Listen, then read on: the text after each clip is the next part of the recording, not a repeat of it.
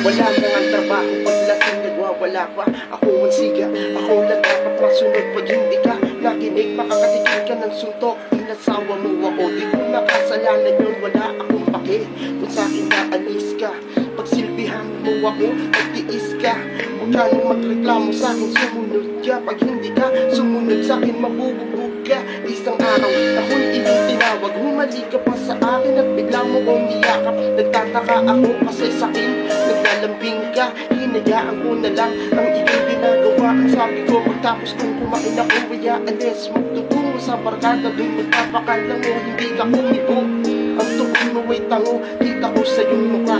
Ang pagkalungkot mo habang nagsasadya kasama ko ang mga tropa. Nakadama ako nang biglaan na kabahalos hindi ko na maihakbang ang paa, kaya dali-dali na umuwi kung saan nakatira. Pagbukas ko ng pinto, bangkay mo ang bumungad sa sobrang bigla.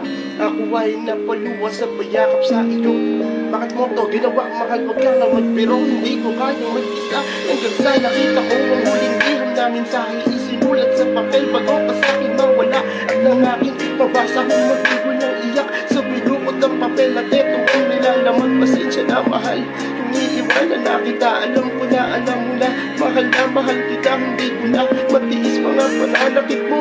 Di ako gumante kasi iyon ang ayaw mo. Walang bang natumbuhan ako, di dinadala. Di ko lang masabi dahil baka magalit ka. Naisip mo na lang isama siya sa akin. Pagka wala ayoko lumaki siya na yan ang ugali ng ama. Pero isa lang maipapayo ko sa'yo, halagaan mahalin mo yung magiging bago mo.